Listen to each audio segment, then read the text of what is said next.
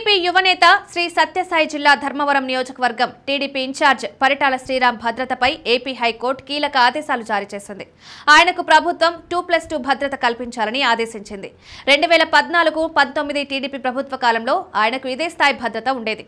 అయితే గత ప్రభుత్వ హయాంలో భద్రతను పూర్తిగా తొలగించారు. దీంతో శ్రీరామ్ హైకోర్టును ఆశ్రయించి భద్రత కల్పించాలని అభ్యర్థించారు. వాదనలు విన్న హైకోర్టు ఆయనకు మళ్లీ 2+2 భద్రత ఇవ్వాలని ప్రభుత్వాన్ని ఆదేశించింది. ఎన్టీఆర్ వైద్య సేవల విషయంలో ప్రభుత్వం తీసుకుంటున్న చర్యలపై వైఎస్ఆర్సీపీ చేస్తున్న దుష్ప్రచారాన్ని నమ్మొద్దని పరిటాల శ్రీరామ్ సూచించారు. ధర్మవరం నియోజకవర్గంలో పలువురికి సీఎంఆర్ఎఫ్ చెక్కులు పంపిణీ చేశారు. పట్టణంలోని టీడీపీ కార్యాలయంలో 10 మంది 9.95 లక్షల రూపాయల చెక్కులను అందజేశారు.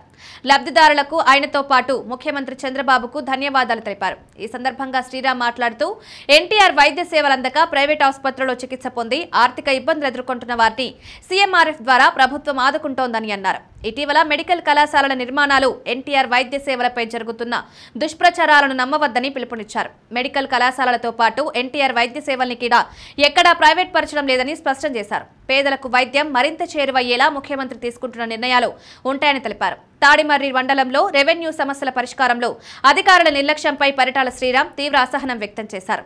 గత కొన్ని రోజులుగా భూ సమస్యల పరిష్కారం కోసం బాధితులు తహసీల్దార్ కార్యాలయం చుట్టూ తిరుగుతున్నా ఎలాంటి స్పందన లేదని ఆయనకు ఫిర్యాదులు వచ్చాయి. తహసీల్దార్ కార్యాలయంలో కూడా సరైన సమాధానం రాకపోవడంతో బాధితులు శ్రీరామ్ను సంప్రదించారు. ఈ సమస్యలపై ఆయన స్వయంగా గ్రీవెన్స్ కార్యక్రమానికి వెళ్లి బాధితుల సమస్యలు విన్నారు. కొన్ని ఉదాహరణలను చూపిస్తూ అధికారులు ఎందుకు పరిష్కరించడం లేదని ప్రశ్నించారు.